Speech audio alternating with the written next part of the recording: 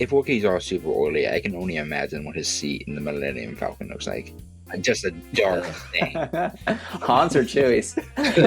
They don't always sit in the same place? Yeah. Chewie has designated seating zones in the Falcon. I wonder what a shaved Wookiee looks like.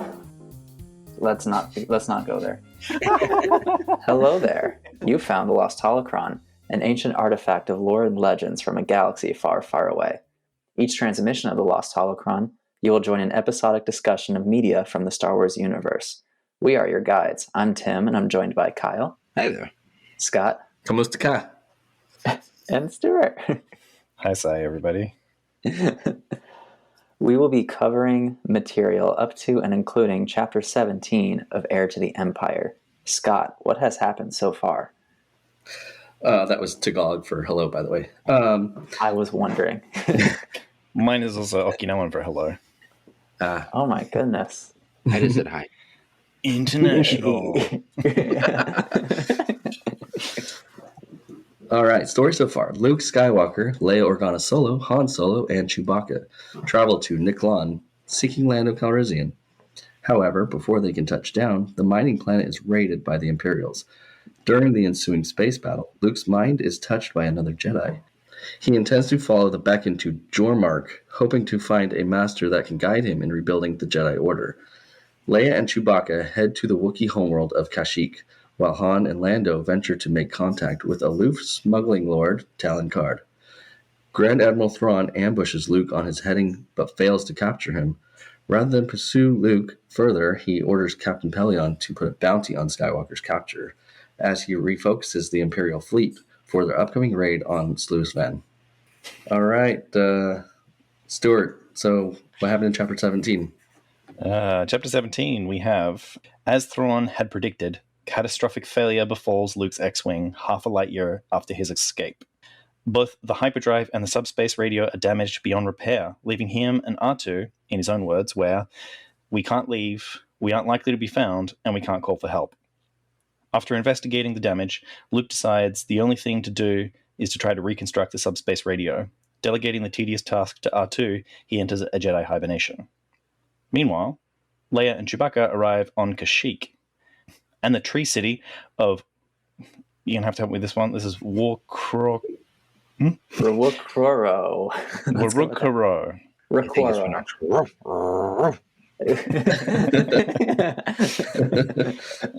Leia and Chewbacca arrive at Kashyyyk and the tree city of Rukrubo. They are greeted by Ral Rekchin and Salpurin, and Leia is surprised that she can communicate effectively Ral Rekchin. He just tells him to call him Ral, right? Ralra. Ral.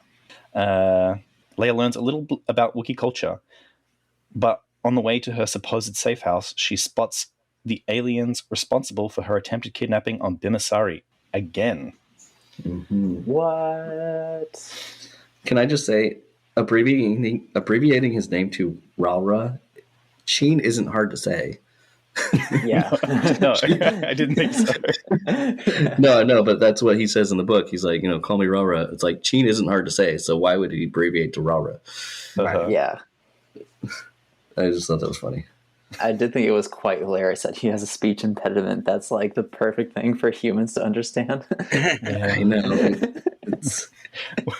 What kind of speech impediment makes that easier to understand, though? What do you think? I don't know. Ask Timothy Zahn. Is this something that happens often in Wookiee culture? I mean, it doesn't seem like it, but it's just... it seems like it'd be awfully convenient, especially if they're doing business with, like, off-worlders, I mean, maybe. Maybe he's just really busy with off-worlders. I mean, if you spend a lot of time in other cultures, you end up picking up their accent. So maybe it's that kind of a thing that, like he said, he was part of the... Oh, well, he said his speech impediment came before the slaving incident. And, maybe a lot of human contact in his childhood or something created this speech impediment that then made him easier to understand to humans. I mean, I had a speech impediment, and it wasn't based on contact with other people. Yeah. Funny, I have a speech impediment. It is based on contact with other people. Oh, man. These sessions These sessions are just a trigger session for Kyle. Uh-huh. Yeah. I just laugh it off. It's all good. So yeah, I'm not sure. Well, there's another thing that I'm a little strange about is like in writing around this language barrier, I really did like the use of like strange quote marks or differentiating quote marks to have that this is spoken in one language and this is spoken in another language. Yeah.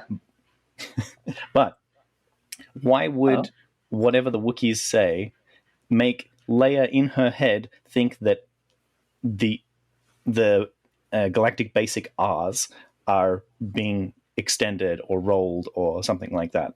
Like, right. Yeah. They did have a couple of extended ones in there here and there. Yeah, and it was always like it was very systematic as well, which of course that happens with an accent, but this is a translation across what Leia is interpreting, and I just thought it was kind of strange that in a translation, I don't think in my head when I'm speaking to other Japanese people that like, oh, this is what it sounds like in English. I'm just speaking to them in another language, and their idiosyncrasies are bound to that language and not translatable. Yeah, you're not including idiosyncrasies of accents in your translations. I mean, it could just come down to Timothy Zahn knows one language, and he's doing his best here. Yeah, I guess so. That'd actually be interesting to know, is whether he speaks another language or not. I would like to point out that this Wookiee city is the one you go to in Knights of the Old Republic. It is? Oh, really? It is. Yeah, same name. Hmm. It certainly seems like it's been built upon since the Knights of the Old Republic, but I guess that's like 4,000 years of development as well. Right? Yeah. But also limited video game assets. Right. Yeah. So is this like their capital city maybe, or is it like just a well-known city? Or It seems to be a well-known one, at least, because they do have repulsor lifts, so there's technology in there. Right. Although it seems like they're quite familiar with a lot of technology as well, so I'm not sure that you would go anywhere on Kashyyyk and it be devoid of technology. Yeah, I like how they're still very reliant on the natural biology, and they're still very well connected to the natural biology, and technology is kind of an afterthought or like a emergency, like a backup type thing. Yeah, that was pretty cool. But I like that they're still putting all their connection to their world. Basically, they're still putting that first, which I thought was cool. Yeah, that's a really good point. I didn't really think about it in those terms, but the fact that they're preserving their culture and their technology and their own cultural identity in these things, but also having those safeguards in the way is a really good way to like carry that forward. Yeah, it's a good way to implement it without it taking over. Yeah, I wonder if there's more places on Earth that we could do more stuff like that. Probably like all of the places. Yeah. Yeah. I mean, culture's getting probably technologically as well. We're quite reliant on, particular breeds of trees. We're reliant on particular, manufacturing techniques and that kind of like. Yeah. Yeah. There's also a fair amount of settlements in areas where we probably shouldn't be putting a settlement, like Las Vegas. Or like near the rivers here in California, because all we have are levees and they keep breaking, and then people are like, oh, what the hell, my house flooded. Right. Or on massive fault lines that could just destroy it one day. Mm-hmm. Yeah, there's an awful lot of natural disasters in Australia as well. So, people going out and building in the bush, bushfire season comes around, and we probably never should have built in Florida because it just keeps getting hit by hurricanes. Oh, of course not. We should just avoid that whole area anyway. Not to mention that the entire bedrock is limestone, so it's porous throughout. This is the Earth, guys. We're not supposed to be here. We gotta get out. I don't want to live on this planet anymore. Yeah. Did you guys know that like Japan is on 3 tectonic fault lines? Oh yeah. Yeah. And so that's why earthquakes are extremely common here. Mm-hmm. And I mean, California is well known for earthquakes as well, but I think Japan probably is quite a bit more susceptible. Yeah. I mean, they've got really good building codes and stuff like that. Engineering and such to protect against these things. But like, you got 3 fault lines, and things like the Fukushima disaster in 2011. Oh yeah, where it was hit by 2 earthquakes, which it withstood. The aftershock of the second earthquake is what made it susceptible to a tsunami that came in. So like any one of those things, the nuclear power would have been safe, but because it got hit by all of these factors combined, that it just got overwhelmed. Yeah, we need the Earth to be wiped and then rebooted with somebody who really knows how to play city sims and just fresh start. we know what fault lines are, we know where the rivers and infrastructure is, and we just fresh restart. So like the U.S., all the states that are on like the west coast and east coast just are abandoned, so everybody just moves inland, like 2 or 3 states.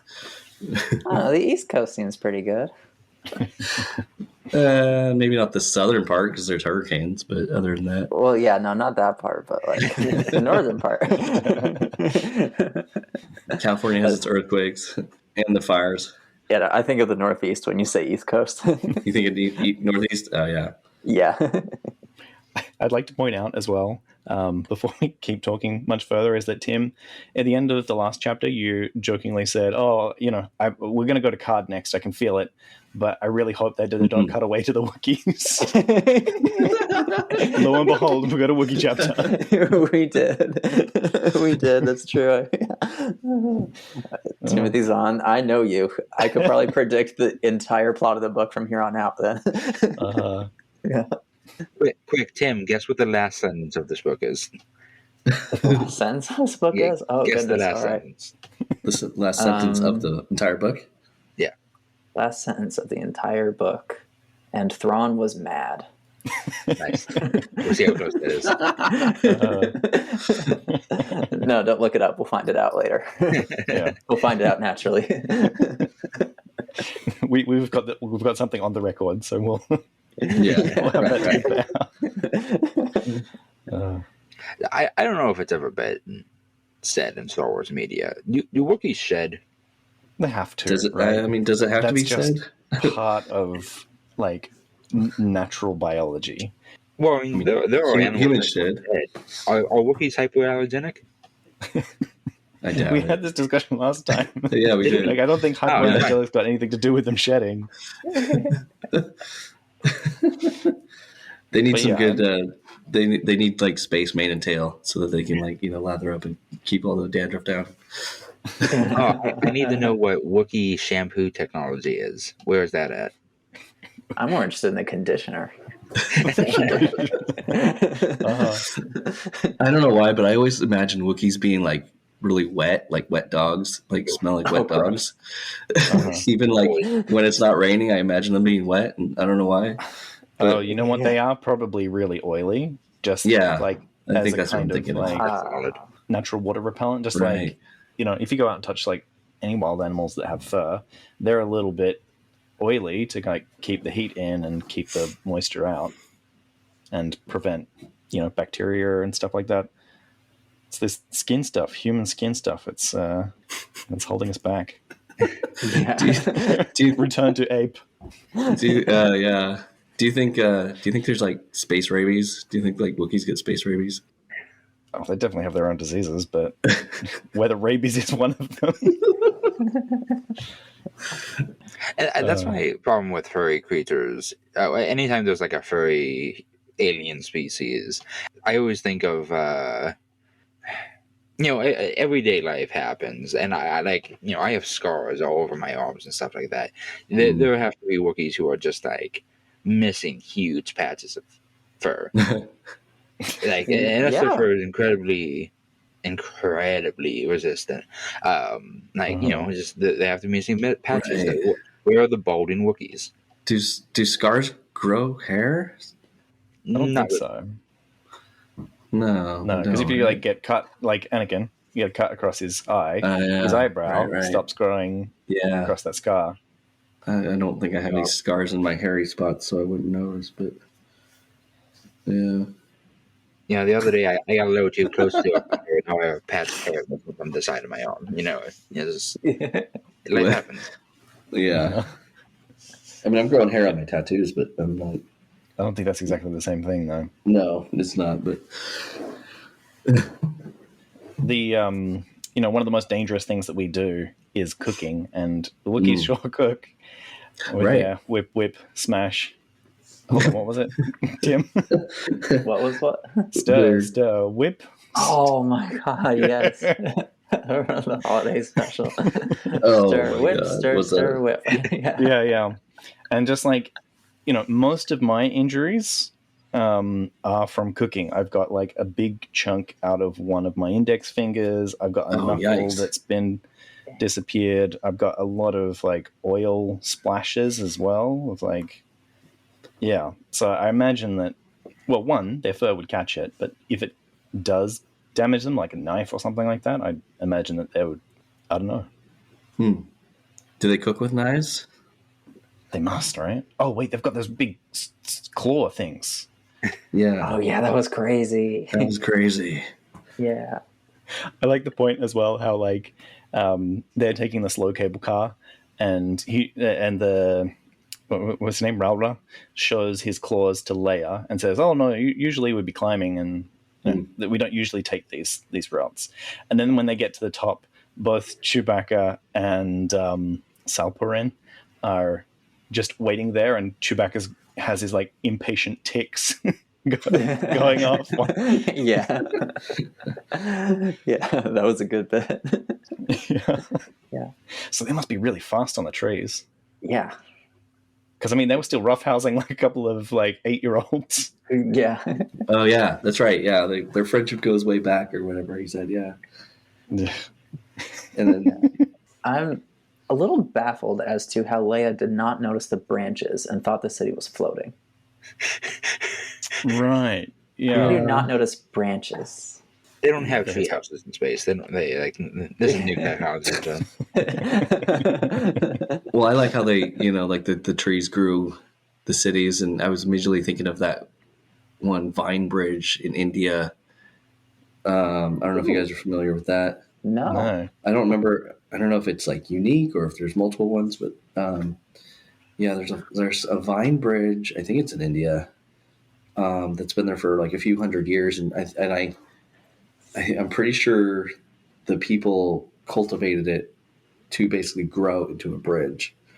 I hope I'm not wrong about that, but it's such a cool idea because they just basically use their natural surroundings to make their lives easier. And yeah, it's really cool how they do that.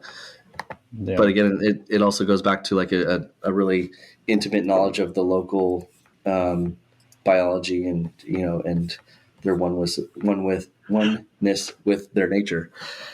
Yeah, that's pretty cool. That's incredibly cool.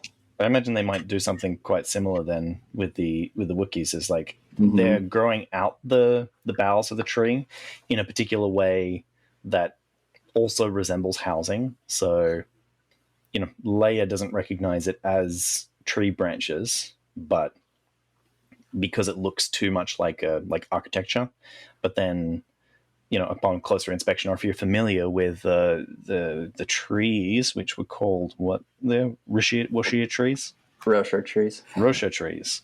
Yeah. That if you're familiar with them, you would recognize the structure of their branches. I am a little ashamed to admit how much I thought of the Star Wars Holiday Special in this chapter. It's like my first point of reference for Wookiee culture. Quick Tim, when's Life Day? It's sometime in November or whatever. I kept thinking of Chewie's family's house. Right. And I imagine just a lot of that throughout the village. Now he has a family that like we never ever see or hear from again. Yep. Yeah. Well, we had like you said, it was a city in KOTOR as well, so we need to replace that image in your head with more replays of KOTOR. I'm up for another playthrough now. Did anybody else get the feeling that Leia is a racist in this chapter? Yeah. Like a she little was bit. totally othering non-human species in this chapter. She seems like totally oblivious to anything that's like not human. Yeah. I thought it was a nice flaw to add to a character that has otherwise been perfect. Yeah, I mean, like she keeps referring to the Wookiees as aliens, even though she's been with one for forever. And Yep. And according to the Wookiees, she's the alien here. yeah, right. And like there seemed like no sense of like self-awareness in that situation of like, oh, these Wookiees and their alien minds and their alien architecture and their alien technology. And Not just that, but she lost her ability to perceive branches. yeah. So yeah, it was kind of jarring actually. Yeah, it's like, come on, you've had to have had some sensitivity training in the rebellion. Right. Yeah, for real. Yeah. But nope, senator's gonna senator. Yeah. Yeah. Still very human-centered, anthropocentric universe. I would really like to point out how much I loved how like all the Wookiees were just on it when Leia was like, "Oh, I see an alien in that house." Yeah. Right. They're just ready to go, and they shoot a door open. Wait, did they just knock somebody's door down at the end of the chapter? It said that Chewie used his bowcaster to shoot it open. Blast it open. Yeah. Preach. Like, I thought that's what was happening, but then I was like, no, this is like a communal village. Everybody has that, and they like there's property rights in. It says in the chapter that they're capitalists. There are, Property rights in Kashyyyk, so they just blast down somebody's door. Yeah. Oh. Chewie's been away for a bit.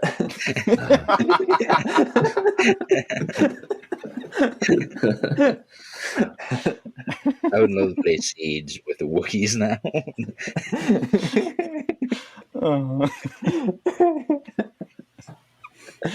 Yeah. Maybe they were communists back when he was living there. He's like, our door. Right. It's the communal door. Yeah. No Fourth Amendment there.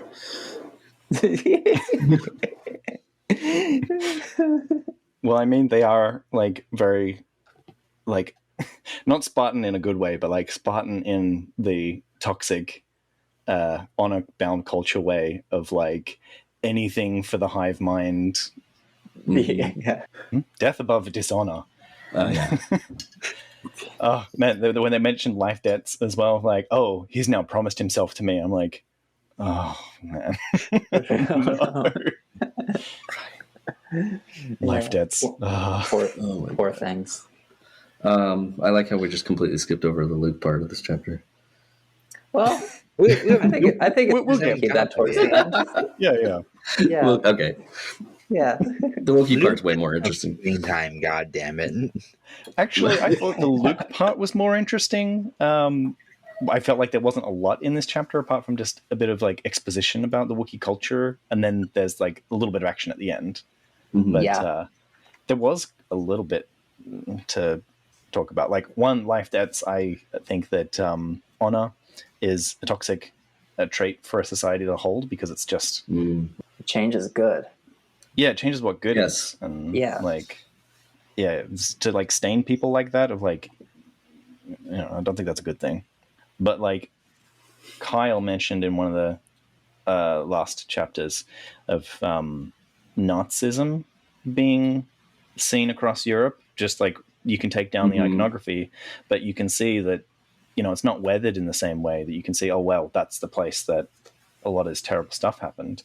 And they mentioned that this dock is big enough for an Imperial Star Destroyer, and then she didn't want to think about how that dock might have been created. Good old Leia, assuming that they're trading with the Imperials right now. That's the impression I got from what she said. No. It was that it was built by the Imperials when they were slaving the Wookiees. They came into... So that's why I was like, oh Gotcha. man, this is like Nazism in Europe. I misunderstood what she was thinking then. Right. I thought she was being paranoid and like, oh, they're probably like working with Imperials now. Yeah. Uh-huh. Yeah. See, it's funny. I know that fact of the Nazi symbolism still being seen in Europe. I don't remember talking about that at all. When was this? What was the context? I don't remember. I didn't write down the context for our show notes, just that you had said it before. It's funny. I was reading up on that recently, and someone's like, it's kind of like how you can tell when places used to be Pizza Huts in America. There's a building in Elden Ring submerged in lava that looks suspiciously like a Pizza Hut. God damn it! No one else does the hut. Yeah. Yeah. I do wonder if the Imperial ships were there for the slavery business, would they not build their own landing pads out of their own materials? Oh, maybe. Why would they do that when they can enslave Wookiees to do it for them? Fair. Yeah. But they would probably be like, our materials are obviously better because we're human, so use our materials. We trust Maybe. it. We don't trust the trees. Or maybe they just, well, one of the senses out of war was like, don't bring with you more than you have to, and go conquer the world, use their materials against them. And You're acting like they won the war. did the Imperials not have galactic conquest for 30 years? No, there was a coup that was greatly assisted by mystical energy and one masterful manipulator. Uh-huh. And then they just held on to it for years. But then when an actual war happened, no. But is that what happened in this timeline? Is this what? Oh, fair. Right. Yeah. Got We it. are in an alternate timeline. You did get me. Yeah. I forgot. So yeah, what I think is they might have gone through, butchered a bunch of trees, and maybe the platform is not like, it doesn't look like Wookiees built it, but Like they just took a laser and just leveled it. yeah. So are there a lot of like hybrid Imperial cultures throughout the galaxy then? Oh, I kind of think so, because I thought there were different like leaders of different remnants at this time. I would think that, like, at least in places of administration, that there would be quite a strong dominance of Imperial culture. Yeah. Even if they vacated, that in order to keep things running, it's hard to break that culture. Yeah. We did actually see that in action in Andor, now that I'm thinking about it. You know, Oh. granted, alternate universe, but on Ferrix, the people there still have their culture together. And then the Imperials in administrative spaces, you know, it's very Empire. Mm-hmm. Yeah. Yeah. I know. Yeah. And I know at this point there was also, I guess, I don't know if he was like an Imperial leader of a remnant or what exactly he was, but he went by the title of Warlord Zinj. You guys remember that name? I haven't heard of him. It's No. Zsinj. I think I'm saying it right. I have no idea, but yeah, he was basically like the antagonist of one of the other Star Wars books I've read, but which I think he was prior to Thrawn. But he may have been at the same time, but I can't remember exactly. Oh, this dude looks like an Imperial. Oh, his official title was Warlord of the Empire. Zsinj. Homeworld of Fondor. He appeared. I always have to recall. skip over the personal profiles, because like as soon as I see, oh, they died in this year, I'm like, oh, damn it. Right. I know. I can't remember if he was like prior to Thrawn or if they were like coexisting at the same time, just in different remnants or so. But I'm not. Okay, it seems like he was mentioned in the X-Wing series. The Courtship of Princess Leia was his first appearance. That was it. Yeah, that was the one I read. Yeah. And he gets a lot of mentions all over the place, apparently. Oh my god. Okay, so I read further. Do I take off There my is headphones? another decoy Millennium Falcon tactic used, this time by the Rebellion, to get him. Oh my god. They called it the Millennium Falsehood. Oh my god. But this one is more plausible because Han knows his ship, and they would be Right. less familiar. Yeah. It's just funny to see that in two instances. Right. It's like who copied who in this, which author copied the other author. Or maybe they had the ideas independently and just didn't read each other's stuff. Yeah, It could be. that's what I would guess. Speaking of the way that people use the timber and the wood and the Worcestershire trees. Rishaw.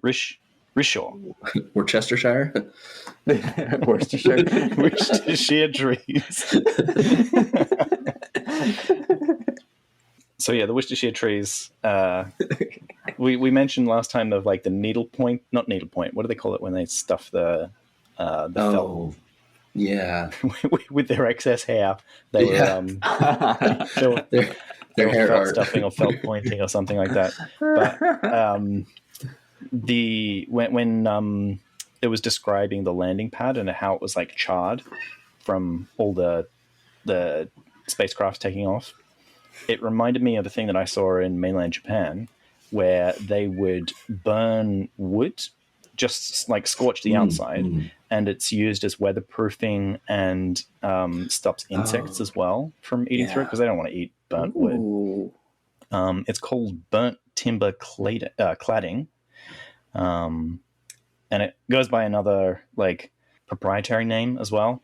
But it's burnt timber cladding, which they would scorch the surface of it, and they would use it on their fences, and they could use it on reclaimed wood as well. The place that I went, that they used it, there was a lot of reclaimed wood from when these Omi-Hachinin were traders, and they would trade across this great lake that's in the middle of Japan.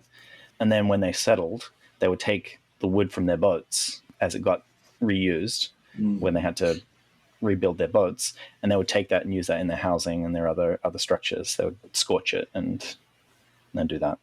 That sounds so cool. Yeah, it was a really nice texture as well. I would totally put that everywhere. Yeah, no, it looks beautiful from these images I'm seeing. So does the scorching somehow like seal the edges of the wood? Does it seal it? You said something about waterproofing it? No? Yeah, it waterproofs it because like it becomes hydrophobic when it's burnt. So it's not got that kind of like absorption that natural or dry wood has. And it also apparently acts as a fire retardant as well because it's already burnt. Nice. It's pretty smart. Yeah. So people build your house out of burnt timber cladding. Build your house out of other people's houses that burned down. We will rebuild from the ashes. Like a phoenix we rise. Phoenix house.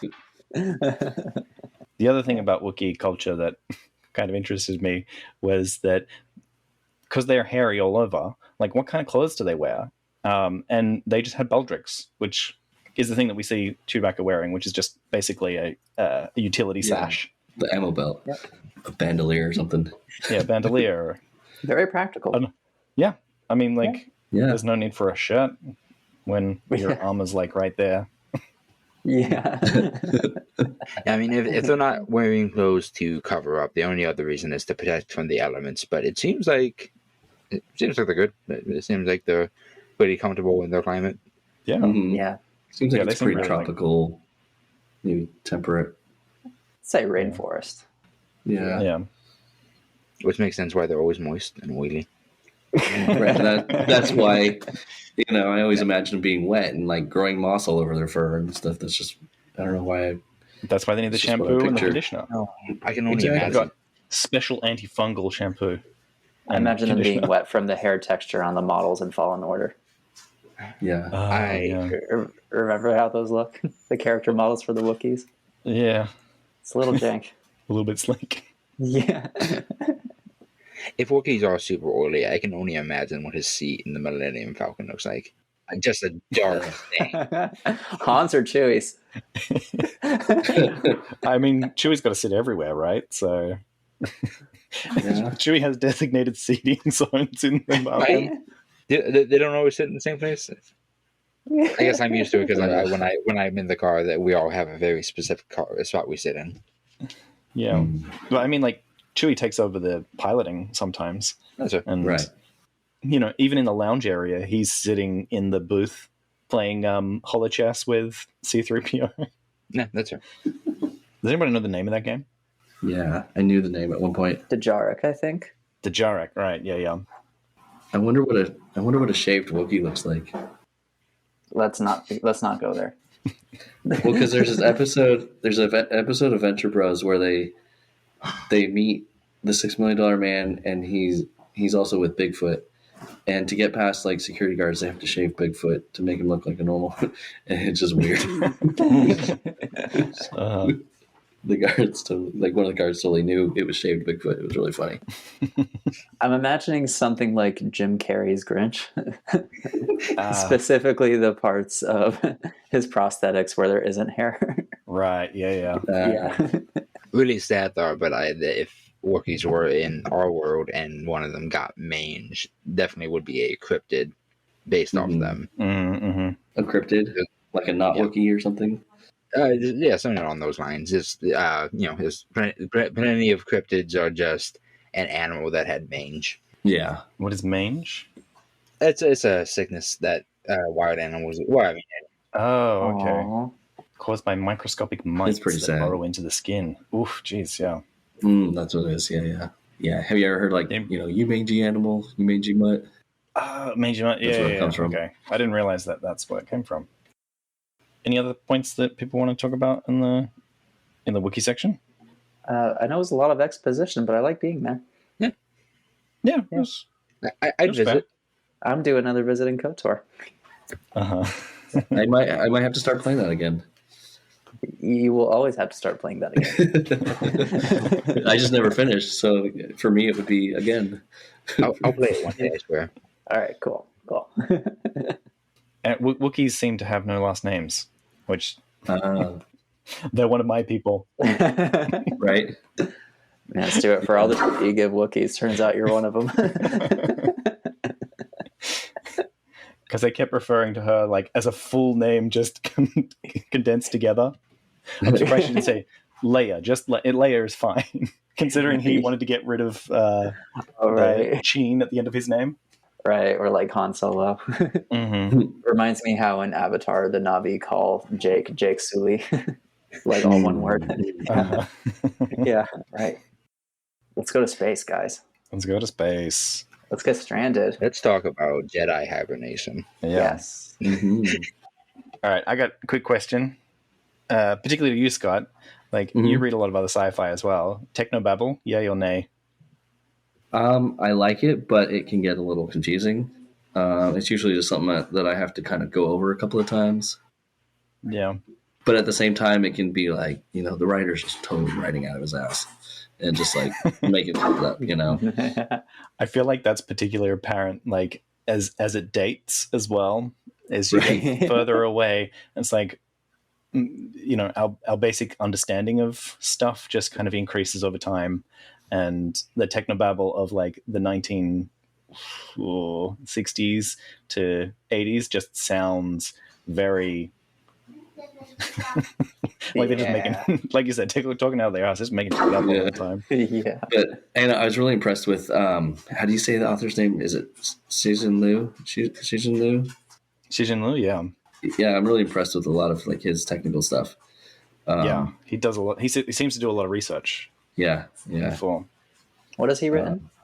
He's did the 3-body Remembrance of Earth's Past. Yeah. The trilogy, better known as 3-Body Problem. Yeah. Nice. He wrote some other stuff as well. The Wandering Earth is probably one other well-known. Ball Lightning. Oh, Ball Lightning. Ball Lightning. Yeah, I haven't read any of those yet, but yeah. No. Pretty impressed with his writing and his, like, the technical stuff in his writing too. Yeah. What about you, Tim? How do you feel about Technobabble?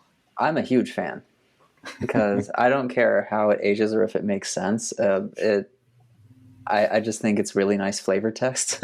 And I think it always makes the world feel like a little bit more lived in and richer to me. And then if it makes no sense, then you can have some ironic fun with it. Yeah. So I feel like there's just positives no matter what way you put it. Yeah, it can make for some pretty interesting reading, but I never bothered trying to understand it because I'm like, they probably made it up, but yeah. I'm just like, oh, it's nice. Yeah. Especially if they have a funny sounding word. Yeah, right. I also enjoy technobabble. I enjoy the flavor text, but I also do feel like a lot of times it just gets boiled down to like crystals. Crystals Space and space magic. Right, Yeah. exactly. Yeah.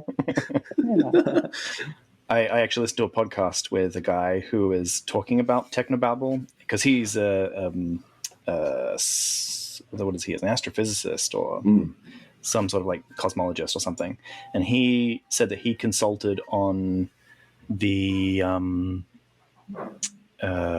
Avengers Endgame for their time travel stuff, and he said that the good scientific consultants will yes and whatever the writers say, because it's, primarily this is a story. We want the narrative has to make sense, and we can't say that no, that's not feasible in our own universe. It's like this is a narrative universe that we have to yes and. So what other consequences come from the things that we are yes anding is the It doesn't have to be real, it has to feel real. And that really actually changed my own thoughts about technobabble, because before I would also find it a little bit painful of like, oh, we know what tachyons now are, or that they're maybe not real, and these things that you're talking about are just like, oh yeah, we don't talk about that stuff anymore, or it's like been disproven or whatever. But like having that mindset of like yes and, it makes it a lot more fun. An example of aged technobabble I really love is looking at how many Marvel heroes created in the 60s got their powers from radiation. Yes. That reminds me, it occurred to me the other day of like, did people believe this because it was touted at the time of discovery as like this huge medical revolution? And there's Kyle, you probably know, there was a boxer who was drinking this radium tonic.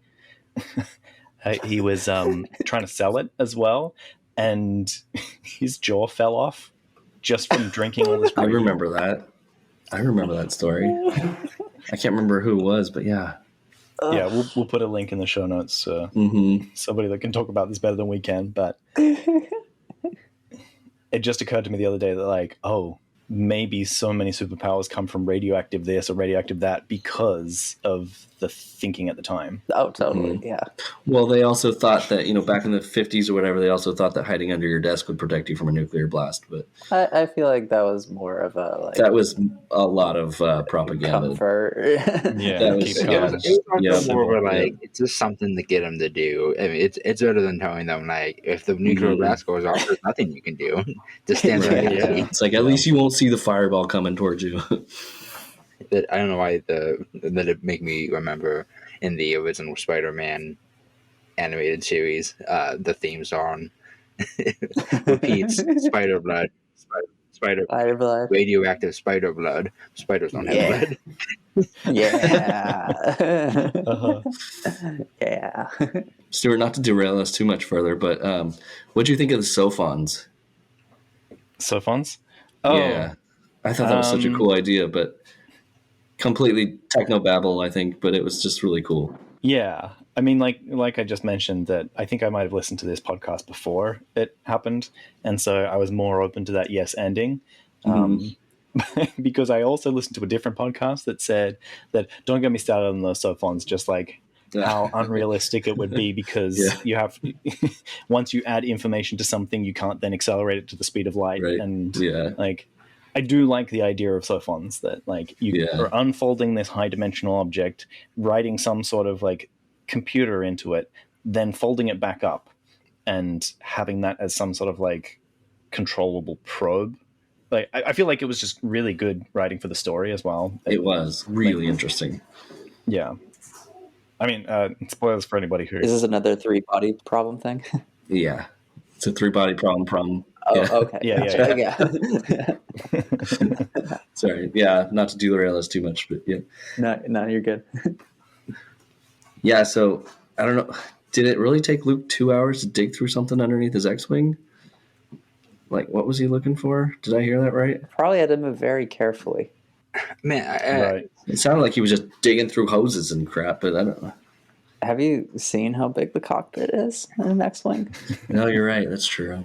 Compared to the rest of the ship, it's, yeah. I don't know if you guys remember, you can survive on an X-Wing for up to a week in space. Yes. Yeah. But thinking about it in the movies and what we saw, Do you think he has to climb through the septic tank to get to where he was going? well, we can check again. No, but remember the septic tank is R2.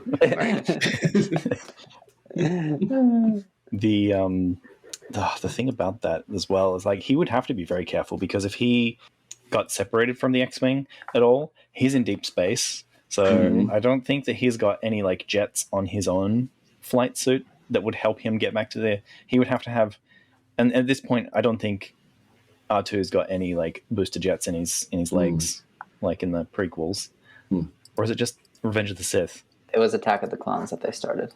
Okay. Yeah. So I don't think that, unless there was like emergency things on the X-Wing to then kind of drift back towards him, that'd be a scary way to go. No matter how long you're going to hibernate for, drifting at like half a meter per second away from your You're right. X-Wing would be, absolute hell. Well, how did Leia do it in The Last Jedi? Oh, right. He's got the Force. All right. Never mind. He's got some plot armor that'll help him. Yeah. Well, I was going to ask, if a Force user was in space, could they use the Force to pull themselves to something? I mean, I think they would need an object to allow. Well, yeah, they'd have to pull Because towards probably- object, he right? could lift the X-Wing. He could force the X-Wing to him. But if it was a larger ship, do you think you could like use the Force to like bring yourself in? Yeah, that's what Leia did. Like grapple with the Wait. Force. Wait, I what Kyle is saying now makes me think that maybe instead of Leia being the one to go to the ship, is that she moved the entire ship with the Force to then come around her so that she was to safety. She could have. Maybe. We don't know. We don't know her true strength. Maybe, yeah.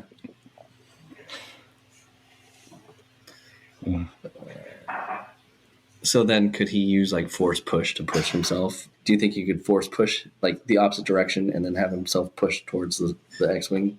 I guess that depends on whether Newton's three laws of motion. Does telekinesis work in a vacuum? Yeah, if Newton's three laws of motion apply to the Force or not. Right. Or is it just space magic? Do you think Luke has ever used a vacuum?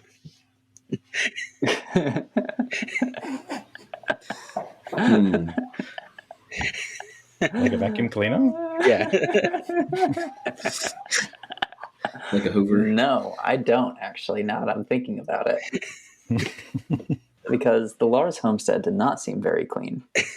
I have a feeling if there were any cleaning, it would be done by droids. They would probably use brooms instead of a vacuum cleaner.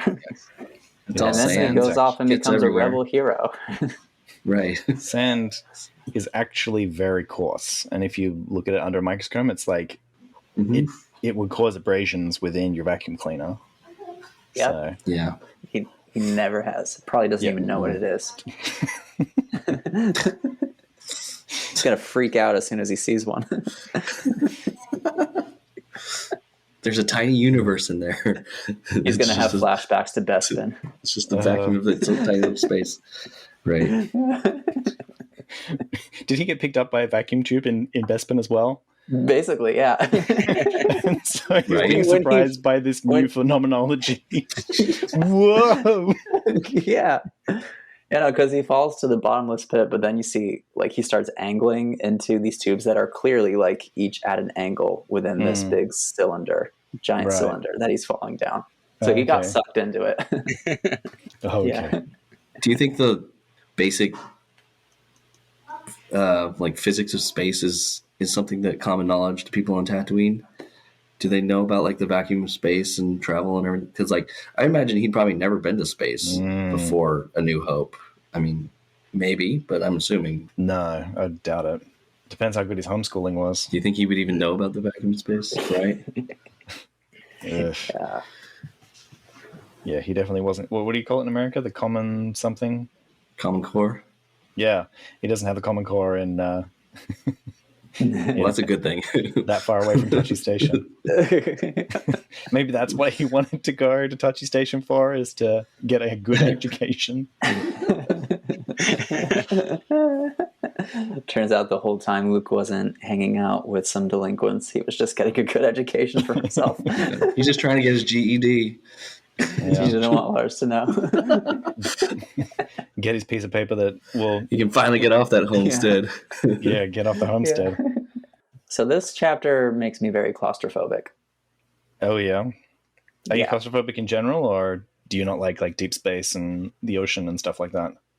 I'm okay with deep space and the ocean. Deep space is kind of freaky. But tight spaces, I'm very much not a fan of. And if you look at the cross-section I linked again, and think about X-Wing cockpits in the movies, you can see what Luke is crawling around in. Ooh, yeah. That's not a lot of space. Not at all. So that's why I think it took 2 hours, because he probably has to move very carefully. So he does not want to get stuck in anything, because... So wait, which part of the ship was he trying to actually crawl into? I guess the proton torpedo section. I imagine it's like one of those puzzle sliding... he was playing one of those puzzle sliders for the entire 2 hours. It's like... Traffic jam. Yeah, traffic Rush jam. Rush hour. Just so that he can find his own way in there, and like he's blocking his own exit so that he can keep going forward. Yeah. Hey, Tim, I have a question. As someone who also has light claustrophobia, do you often have nightmares about getting stuck in small spaces? I actually don't dream very often. Oh, interesting. Yeah, but I have awful daydreams about getting stuck, or intrusive thoughts about getting stuck in small spaces. Oh, wow, okay. Yeah, no. I like to torture myself by finding stories about people who got stuck in caves. I don't know why, but it's still fascinating to me. Despite the fact that it really sets me off. Or that one Junji Ito story, the Enigma of Amigara Fault. Have you guys heard of this? No. Well, the basic premise of the story I mentioned is that this fault line opens up in the side of a mountain, and there are human-shaped holes all throughout it. And people go to see it. And Wait. Human-shaped or human-sized? Human-shaped. Oh, like imprints? Exact cutouts of people's bodies. Wow. And people go there, and they will literally find one that is their exact cutout. And then they get compelled to go in. So cool. Wow. And it's cut in a way so that, like, with the pattern inside the cutout, you cannot move backwards. You are only forced to keep moving forwards. Every movement you make. It is quite horrifying. I recommend reading the rest at 2 a.m. Yeah. On a lighter note, that reminds me of a Japanese game show where there's like a silhouette cutout. Is it racing at the contestants, and they have to try and like bend. What was that? Hole in the wall? To that shape. There was an American version called Hole in the Wall.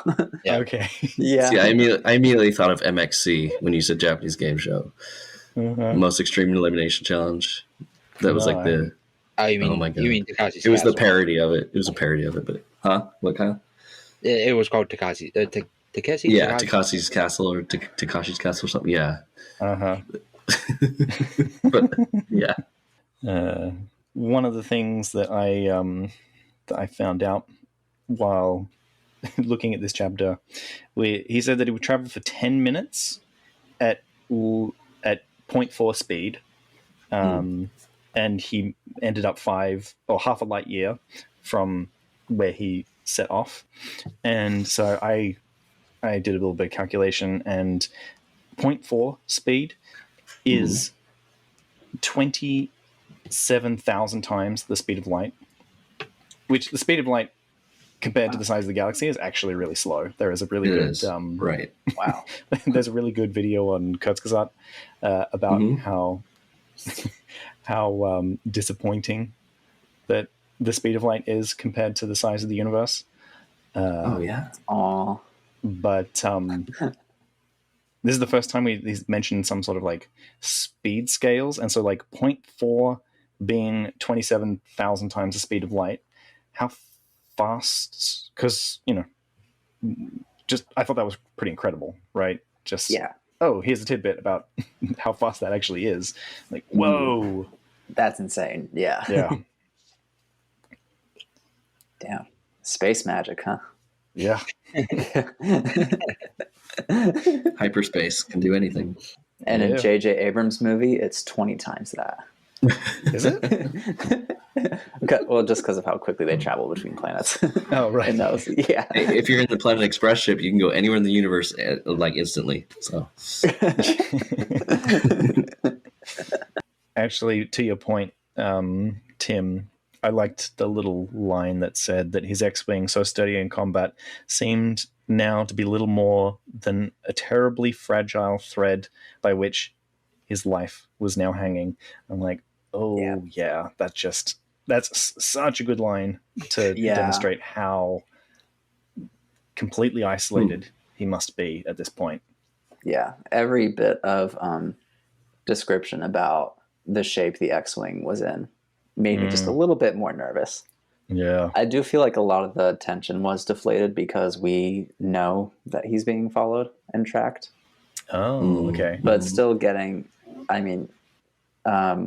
just the way the situation was described, I think, recovered quite a bit of that. I did not like thinking about this. Well, actually, we don't know who he's being tracked by. He's going to be found by a bounty hunter. Well, we know he's going to be found. Or he could because Thrawn's after him, explicitly said he can only go this far. We have several people going after him. Like, we're going to get him. Yeah. I'm curious, why did the radio have to go out? Because it was connected. It was all connected? Yeah, it said that, like, because of the overloading, that it crossed the circuits and something technobabble about subspace radio crystallized, which was quite cool. I did like that. Like, just like when you have battery leakage and like there's when a battery leaks, it kind of crystallizes like that. That's kind of the image that I had in my mind. So if you had to repair this, he had the choice between his repulsor lift drive and his sensor jammers. Which one? Which one do you disassemble? Oh man, the sensor jammers. So does that just jam other like signals? Yeah, which would be quite useful for him right now. Yeah, he's going to be found by a bounty hunter. He wants the timing, so taking off any offensive capacity is a little bit, You know what? Just Jedi dangerous. Hibernate and wait for the inevitable. I don't want to make a decision. Too much. Yeah. That kind of is his decision in the end, really. Yeah. He lets R2 do all the work. Yeah. Like, all right, R2, figure it out. I'm going to go to sleep. R2's there whining, like, this would be faster if we were both doing this. He's like, nah. You know what? He could do it with the Force. Like, he could just have something spinning and, like, he just needs to concentrate on keeping that spin going. He doesn't need R2 to do it the slow way. Yeah. No, he needs the Force to hibernate. Priorities. Use your space magic. Need a nap. I guess the thing is that if he stays awake, he has to eat. So probably that, the 1 week that you can spend in an X-Wing, he can extend by several times, because he said that he only has to wake up once every 2 or 3 days, something like that. Yeah. So I would imagine that he could spend maybe a month in his X-Wing if he's hibernating like that. Yeah. Well, what about passive life support systems like oxygen and others? Yeah. Well, he has enough rations for a month, but not enough oxygen. I don't know. Yeah. Oxygen never seems like a big deal in Star Wars. Yeah. Maybe it's like a permanent scrubbing thing. To be fair, you do use less oxygen when you are sleeping. Good to know. Is that true? I'm pretty sure. Let me fact check. Yeah. I mean, your body is like, it's not inactive while you sleep. It's actually very active. So I wouldn't be surprised if, like, everyone's oxygen levels in the blood are lower during sleep due to a mildly reduced level of breathing. Also, I don't know that word, alveoli drop out of during sleep. Oh, alveoli. Alveola. If you're waking oxygen saturation is greater than 94% in the room air, it's unlikely that your saturation during sleep will fall below 88%. So it's slightly reduced, but it's reduced. All right. So maybe he's got 2 weeks. Yeah. That's a good compromise. Yeah. Or if he's got sleep apnea, he just doesn't get any oxygen when he sleeps, like me. So. Oh. No, he's got one of those like they have in the fighter jets. That those. Okay, yeah. Oxygen to the fighter jet pilots. I had to sleep with one of those, and it's terrible. I hate it. That's because you're not force hibernating. You're, right. Stupid human sleep. God, I would love to be able to just, Jedi hibernation, Jedi, This is honestly one of my favorite force powers. I'm not lying. Put myself in like a force-induced trance. Just let the force keep my airways open. Force hypnosis on your own breathing. Oh, what would be nice is if you could do like a work trance while you're at work, to where you're still functioning, able to work, but it's like you're not there. Right? You clock in. Okay, cool. Oh, it's already time to clock out. Sweet. That'd be amazing. You're like, oh, we come back tomorrow. Oh, it's like, oh yeah, you crashed into 3 things with the fork. Oh, okay, cool. It's like, please don't come back here again. It's like highway hypnosis when you're driving. It's like you're driving, and you're like, wait, how did I get in my driveway? Oh, yeah, okay, cool. Cool. Any final thoughts on the chapter? I didn't feel like a lot happened, but I felt like it was quite tense. It was really well done, I feel like. Yeah. Yeah. Yeah, no, I enjoyed this one, honestly. All right, well, now that Luke is asleep, let's see if something happens. Let's see if Thrawn's call has been answered. Ooh. Ominous. Very ominous. This has been The Lost Holocron. You can find transcripts, links to discussions, and more at our website, lostholocron.com. While you're there, you can learn how you can support the creation of future episodes. Read on, and we will be waiting for you in the next transmission. We would be honored if you would join us.